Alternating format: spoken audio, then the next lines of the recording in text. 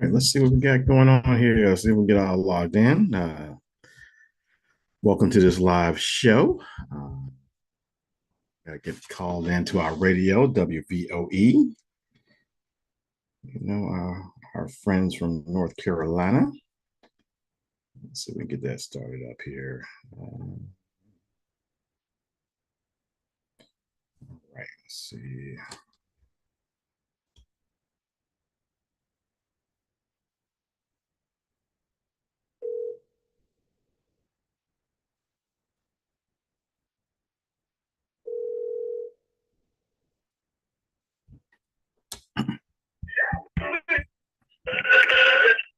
We, Hey, good afternoon. How's it going? I'm doing all right, Mr. Brown. How you doing? Doing well, doing well. Can't complain at all. How's life down in North Carolina? Well, it's pretty good. It's pretty good. I'm just not getting back on air. Okay. That's good. That's good. I'm here a little bit before I get back. Okay. I got you. All right. That's what we're glad. That's what we hear. I'm glad to hear you back. Yes, sir. Glad to hear you back. So cool. So, all right, let's see. Give me 1 second. I'll put you on. Okay. All right, sounds good. All right.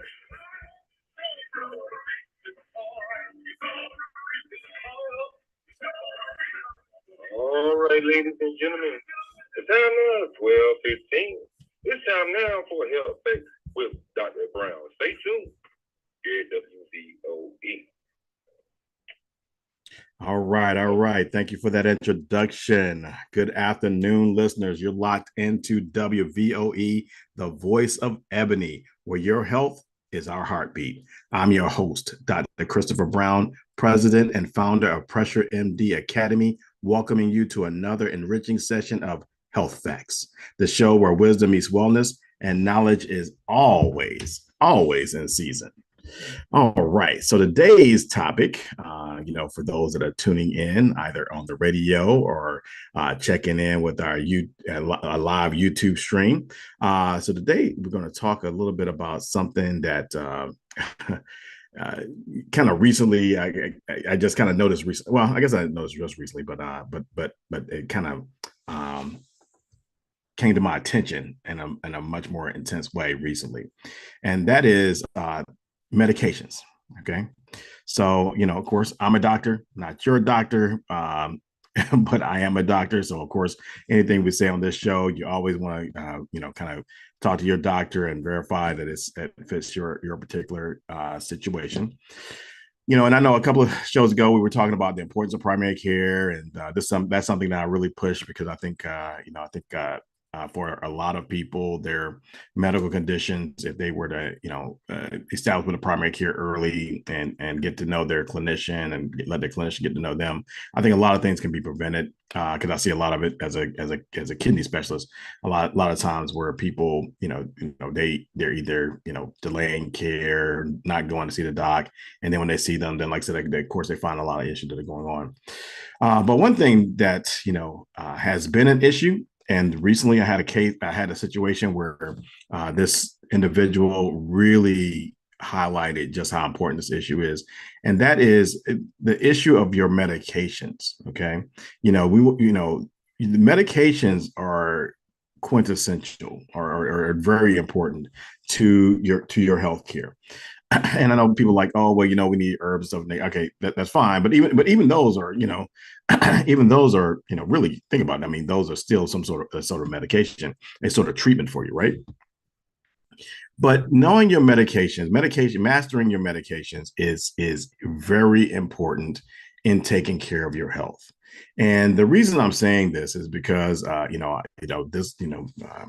a little while ago, had an individual, older gentleman, and kind of in his 70s, that came in, and blood pressure stuff was out of really super high, but he didn't have any other symptoms. But I'm trying to go over the medication he's taking, and he can't really recall them, and he's like trying to say what he is taking, what he's not taking, but none of this stuff is making any sense. And it was to the point that I actually was talking to him about maybe do you have dementia or something, right? I mean, because it really was confusing. And but he seemed to recall enough that I was like, okay, maybe not. So I had him bring his medications back in. So came back, had a bag, and come to find out, I guess he has a number of different doctors, and they were all prescribing things for him. And he just had a bag full of a ton of medications. And so I had the nurse go through it, kind of organize some stuff. Then I had to go through and organize, help him sort out stuff. Come to find out, probably about a third of the things that were in the bag he was no longer taking. There were duplicates in there. Like I said, where he had more than one of the same type of medications. Sometimes it'd be the same medication with different doses. And it just struck me that and as I'm talking to him, he kind of he was frustrated. He was like, look, I get all this stuff here, I don't know what's going on. And I had to talk a little bit about the importance of medication, but also the importance of keeping up with your medications, and the importance of asking for help. I mean, because the reason he was missing stuff was because he was kind of confused about things. And you can get that. I've also had situations where people come in with maybe the blood pressure is too low. Of course, I focus on blood pressure, so that's the reason why I'm kind of talking about that. But I mean, this could be anything from blood pressure, your sugar go low, go high. If you got heart conditions, or you're on some blood thinners. There's a lot of things that can go on if you don't really have control or understanding of what you're talking about, what medications you're on. Okay, so like a lot of things that we do on this show, I like to start out with a definition. Okay, so we're going to go through a little bit about how you can better master your medications, or how you can better understand your medications, and empower yourself to take a little bit better control of your healthcare. So we're going to talk about that, and this kind of goes into health literacy, and that is, health literacy is kind of understanding your health and how to manage it. And it's really the foundation of health advocacy, which is something that I really kind of focus on, because I think that, with the way healthcare is in the US, you really, I mean, to make the most of it, you really have to be your own advocate, or at least have someone that can be the advocate for you, which requires an understanding of what you have and how it's being managed, how it's being treated. Okay, so this is the reason why we're pushing into this. So we're going to start with understanding kind of what medications are. And medications are substances that are prescribed or purchased to diagnose, treat, or prevent illness. Something, a condition where the body is not doing what we would anticipate the body would do. And in terms of medications, there are really three major categories, right? So you have prescribed medications, which are what I think most people think of when you say medication. So that's, when, you go to your doc, you go to your nurse practitioner, go to your physician assistant, and they, it used to be, you used to write it on a piece of paper, but of course now it goes in the electronic chart. And so these are prescribed medications. So, and these are, they have certain FDA approvals. There's a whole lot of bureaucracy that goes into not only the development of that substance, but also how you can get it. So like, these are, for the most part, these medications you cannot get on your own. You have to have an expert that looks at you, assesses you, and says, hey, this, we're going to prescribe this medication to treat, diagnose, or prevent this a certain condition. So that's what prescribed medications are, right? So then you have over-the-counter medication, and these are medications like Tylenol, ibuprofen. You can buy allergy pills over the counter now. So these are the ones where you can just kind of go up to, to a grocery store, it's just any place that sells them, and just, pick it off the counter. Hey, take this, and it'll have instructions on the bag what it's supposed to be treated for. But at the end of the day, you're able to get them, they are active within the body. So they're also a type of medication, right? So you got prescribed medications, you got over-the-counter medications. And then, we have herbal remedies, right? So, and herbal remedies are what a lot of people like, the herbal remedies and supplements. So they can be anything from, just, supplements like, it could be, ginseng, or it could be, I'm trying to think of some other vitamin C's and stuff of the nature. So those different types of supplements that are in there, and herbal remedies. I mean, like I said, like, hey, if you get some garlic, chop it up, and you're using it to treat a cold or something, guess what? That's an herbal remedy. So that's something you can have. So, and that's whether you get just the garlic itself or you get the peel that has garlic in it. Same thing with, like cranberry, in the kidney world, cranberry. Some people like to use cranberry to try to, promote kidney health.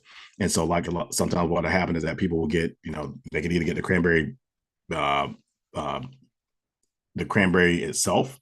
They can get cranberry soft. They can get cranberry juice. You can get a cranberry supplement. They have actual pills that have cranberry supplements, and so those are some of what we call supplements, right?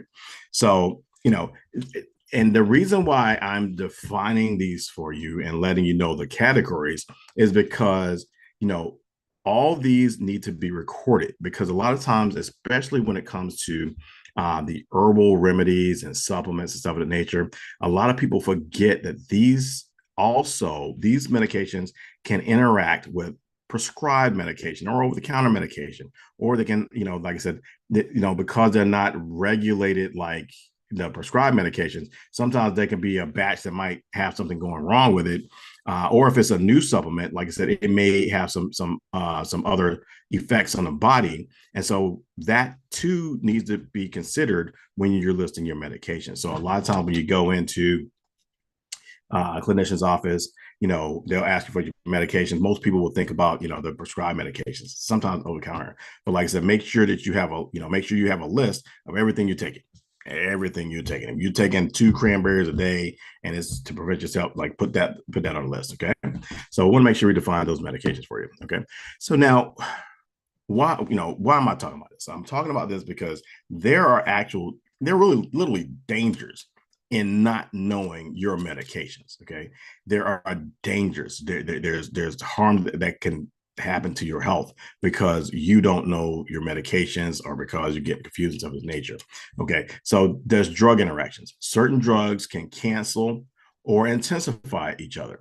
And a big thing is blood thinners with aspirin. So that's like one example. So if a person is prescribed blood thinners, and that's like, say they have a blood clot or something of that nature, and they somebody prescribes them a blood thinner, but they're taking aspirin and they forgot to say it. Like I said, those two can interact, and like I said, you could be at a greater risk of bleeding, right? So the blood thinner somebody might know about, but they might not know about the aspirin. And maybe the low dose aspirin is okay, but if you're taking a full dose aspirin, it might make you more prone to bleeding. So this is one of the reasons why you want to know your medication and why you want to make sure you got that list, right? Because you want to make sure that you're avoiding drug interactions or that you're just aware of it. So maybe it's not that you're going to stop the aspirin altogether. It may be that, okay, yeah, we need, you're going to be warned or cautioned to be a little more careful, because you don't want to go, banging your head or like doing extreme sports while you're on both of these. Okay. So that's just an example. So that's one example. So number 2, incorrect dosages. Because if you're not declaring it, if you don't know what's going on there, you might take too much, you might take too little, and it can reduce the effectiveness or cause harm. And so of course, in the blood pressure world, hypertension in the blood pressure world, knowing the name is good, but knowing the name and the dosage is better, so that whoever is seeing you or whoever is managing you can know whether or not they need to take a blood pressure medication up, because maybe your blood pressure is too high, or take it down because your blood pressure is too low and you're having some side effects. So so that's another thing that can happen. Adverse side effects. So if you don't know your medications and you're coming in with certain symptoms, yet again, lightheaded and dizziness, is what I see a lot of course. But you don't know what you're taking. You could cause some of these adverse side effects, or maybe someone prescribed it to you. You have the side effects, and it's just a matter of, you're taking this. Okay, let's take that off, or let's reduce that dosage or something of that nature. So that's another danger that can get for not knowing your medication. Duplicate therapy, and this is something I probably see, more often than not, and that is people taking, 2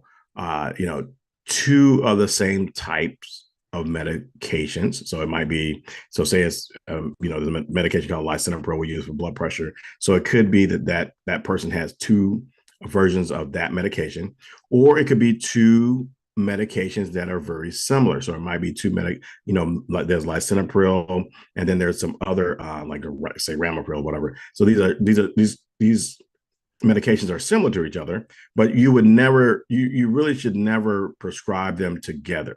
But if you go to one Dr. A, and they put you on medication A, and then you go to Dr. B, don't tell them about the first medication, and they put you on something similar, then now you got two medications that are doing pretty much the same thing that's going on inside your body. So you might wind up getting duplicate therapy. And then,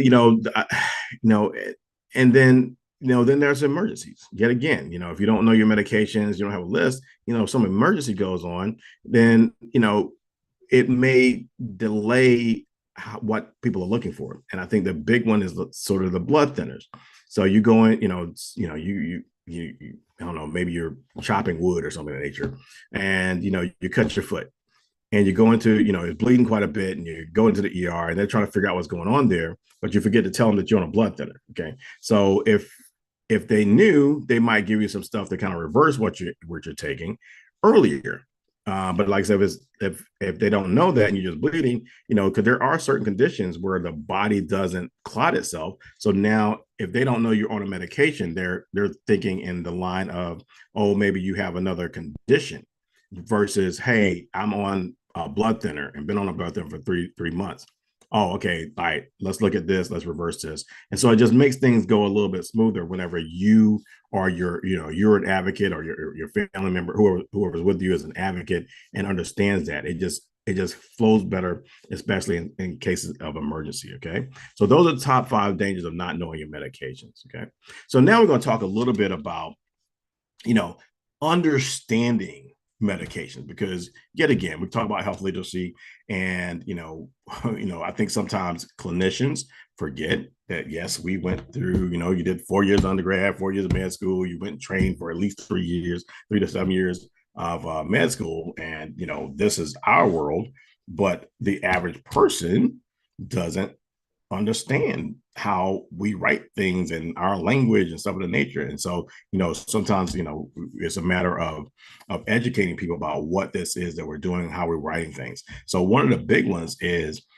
how do we name medications? Okay. So when we name medications, there's something called a generic name, and then there's a brand name. Okay. So when a medication, remember, this is a chemical compound, so it has a chemical name, or a scientific or a chemical name, and that name is what this substance is, if you think about it.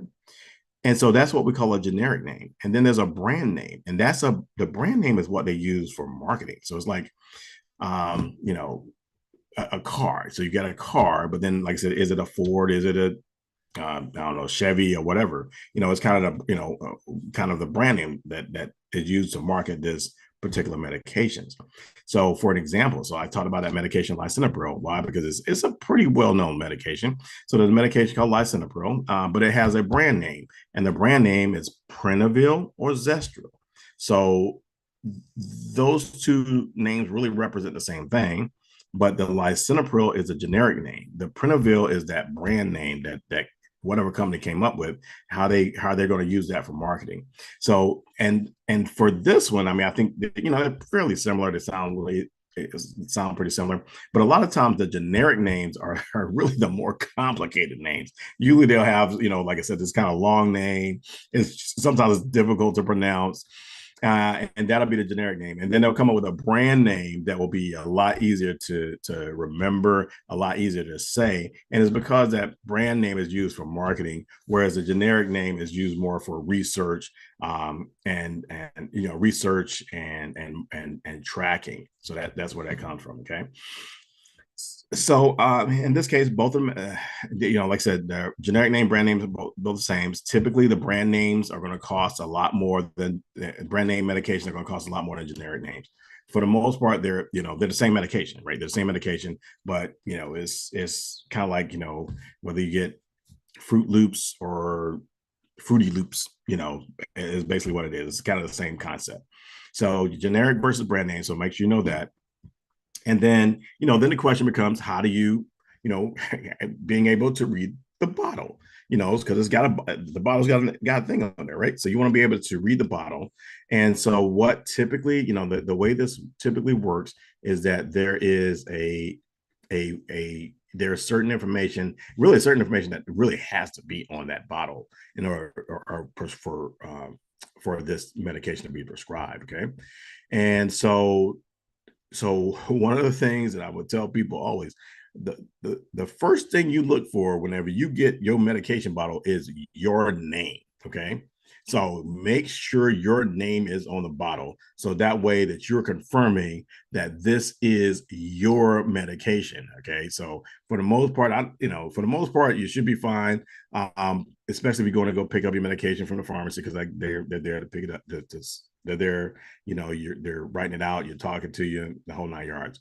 But I would say, if you think about it, sometimes people get mail in, your medications are mailed. So if that's the case, when you get that box up, make sure that that name on there is yours, so you can make sure it's your medication. Okay. So information is going to be your name. The pharmacy name and phone number should be on there, and that's for easy contact. So if you got questions about it, you can always call that pharmacy. Okay. And then the medication name. So that's where we go back to, medication is generic versus brand names. A lot of times, though, I feel like the majority of the time I see generic name on there, but either one may be listed. So so the name of the medication is there, and then the dosage. So typically it'll be, say the lisinopril. It'll be lisinopril. It'll be 20 milligram tablets. So it'll be the dosage, which is the milligram or the amount. And then what is it? Is it a tablet? Is it a capsule? Is it, sometimes you can get stuff that's a cream or something of nature, or powder. So that form will be on there as well. So the dosage, how much, and then the form, what shape this medication is coming in. Okay. And then there'll be some instructions telling you how much to take, one tablet, 2 tablets, 3 tablets, how often, once a day, twice a day, 4 times a day. And sometimes even, under what condition. They'll tell you to take it with food. They'll tell you to take it on an empty stomach. They'll take you to drink it, take it with with water, mixed with water. It may be applied to your right knee, so those sort of instructions should be on there as well. And so those are, just how to take that medication. Then the physician's name or the clinician's name, who prescribed the medication. That stuff should be on there as well. There should also be an expiration date. And for the most part, you don't want to be using the medication past the expiration date. And then some people say that they have pill descriptions. I haven't seen too many that have pill descriptions. So the things you're looking for are, your name, the pharmacy name and phone number, the medication name, the dose and the form, the instructions or how to take that, and then you want the physician's name and the expiration date. So those are kind of the big things that you're going to be looking for, right? So we're kind of going over that. So we talked about what a medication is, the 3 major categories of medication. We talked about the dangers of not knowing your medication. We talked about the generic and brand names. And then, like I said, how they're what that prescription thing means, what the stuff on the bottle means.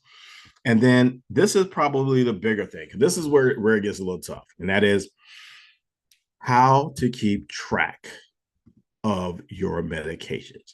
Okay. So this is the part where, like I said, this is the part where it gets tough. Okay. So traditionally, people will have a paper log, right? And that's the easy peasy. And basically you will write down, or when you doctor, get this up, get your pill, write it down. Like I said, this is lisinopril. I'm taking 20 milligrams every day. And so you can write that stuff down, and that becomes your paper log, or some people call it medication diary, about what you're taking. Okay. So that's one way to do that. Sometimes you can have what they call a pill organizer. If you ever visit the grandparents' house or whatever, grandparents' house, you might see that little plastic container, and it's got Monday, Tuesday, Wednesday, Thursday, Friday, Saturday, Sunday, or and it may be 1 week, it may be 2 or 3 weeks that are in there. And like I said, you open up, and like I said, it may be organized by day, and then morning, noon, night. It might be something of that nature. So those are pill organizers, and so that's one way to keep track of it. Now, of course, in the era of technology, we have there's smartphone apps. So there's certain apps that are out there that can kind of help you with recording what medications you're on, and may even be able to help remind you of when you're supposed to take your pills. Now, of course, that's going to take a little bit more sophistication. So, like I said, but you can look around and try to find those. Okay. And then another thing, and yet again, this is with the smartphones, you can take pictures of the bottles. Okay. So you can say, hey, so say that you're going to the doc, you got 5 medications. You could take pictures of the pills and that the pill bottles, and that way they will be able to see exactly what you're taking. And that's a quick reference. Just whenever, I will say this though, whenever you're taking that picture, make sure it's a clear picture. So make sure it's in focus, and then also make sure it gets all the information that's on there. You may even have to turn it to a quick video in order if say it's a small bottle and say some of the information on the sides, it may be easier to do a quick video so somebody can read that. Okay. So these are some of the helpful ways of keeping track of your medications. I would say this, and that is, you want to start this when you get your first pill, your first medication. Why would I say that? Because as we get older, we have a tendency to develop other chronic diseases, or we're at risk of developing other chronic diseases and having additional medications added. So if you get into the habit of keeping this this log, when you only have 1 or 2 medications, as the number of medications increase, then you can continue to try to keep track of that, and you would already been you've already been doing something. So you're expanding on what you already have a habit of doing. So I would say do that. Now, the other thing is this: when it comes to keeping track of your medications, if you are prescribed a medication, don't know what it's for, ask. Hey, what's this pill for? How long do I have to take this pill? Is it a couple months or is it lifelong? Is there anything I can do to get off this pill? So, if it's high blood pressure medication, I'm gonna tell you to, lose weight and cut out the salt and and refined sugars. And you can work on getting off of that pill. I can't make a promise, but like I said, it may help you. So make sure you ask. So if you get to the point that or if you get to the point that something happens, maybe something catastrophic happens, and you got like a bunch of pills there. When you go, say, hey, I understand this. You may have to come back.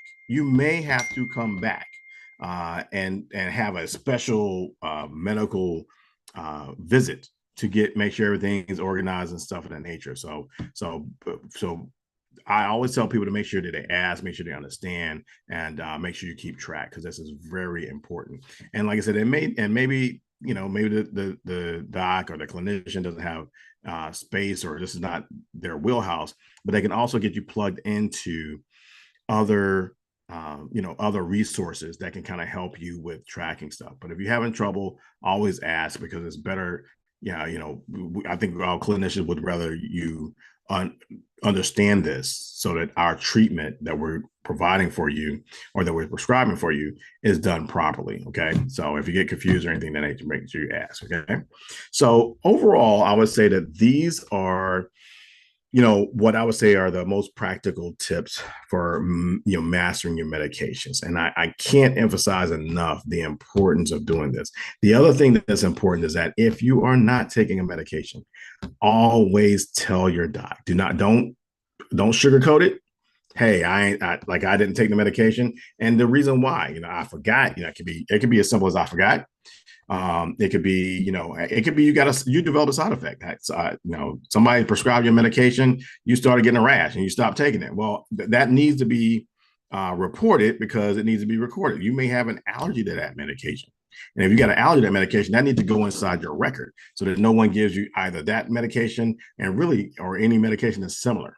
So that stuff is important. So, or it may be just, hey, you know what, look, I'm not used to taking medications and I just forgot. Those are important things. And again, I'm gonna talk from the perspective of a person that treats high blood pressure.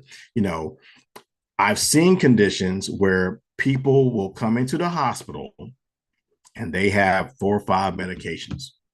And so in the hospital, of course, if you prescribe 4 or 5 medications, we're going to continue those medications, give them to people the medications. Then all of a sudden they got a low blood pressure, and then we're trying to figure out why that person got low blood pressure. We're checking the heart, checking the liver, checking, making sure they got fluids and stuff of the nature. We're doing all this work.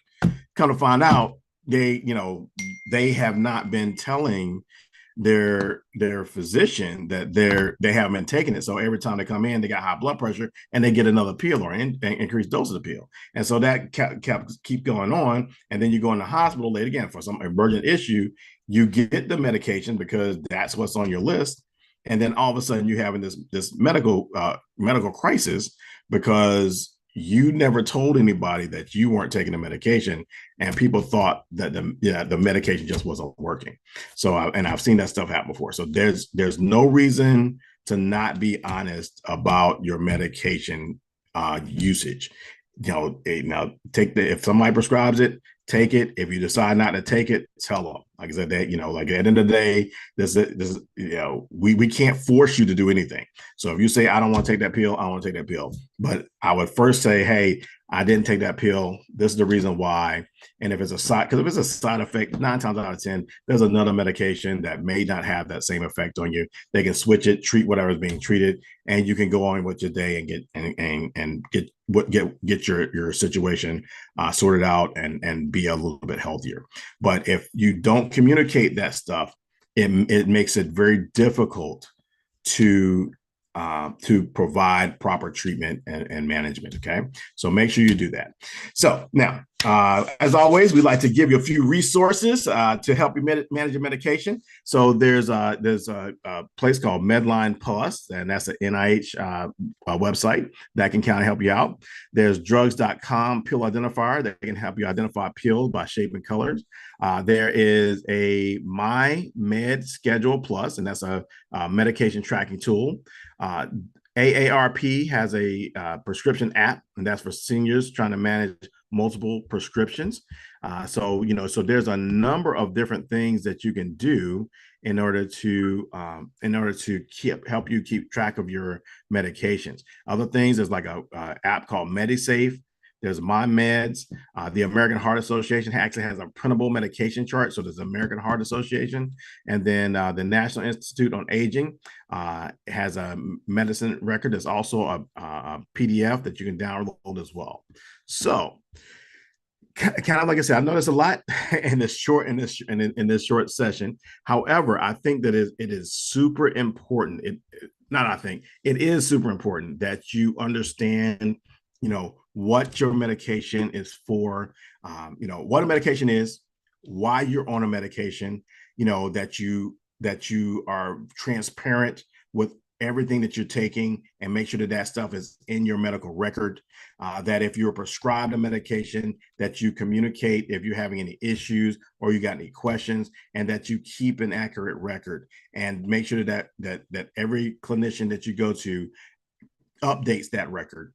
So that you can be as healthy as you can be, so that you can minimize any potential adverse issues from having medications that are on there that shouldn't be on there, or that maybe they're on there and they shouldn't be on there, or that are missing that should be on there. So make sure that you do that. And like I said, don't forget the over-the-counter medication. Don't forget these herbal remedies. Like I said, for the herbal stuff, you might want to just take a picture, say, hey, this is what I'm taking, and it can go into your record. All right.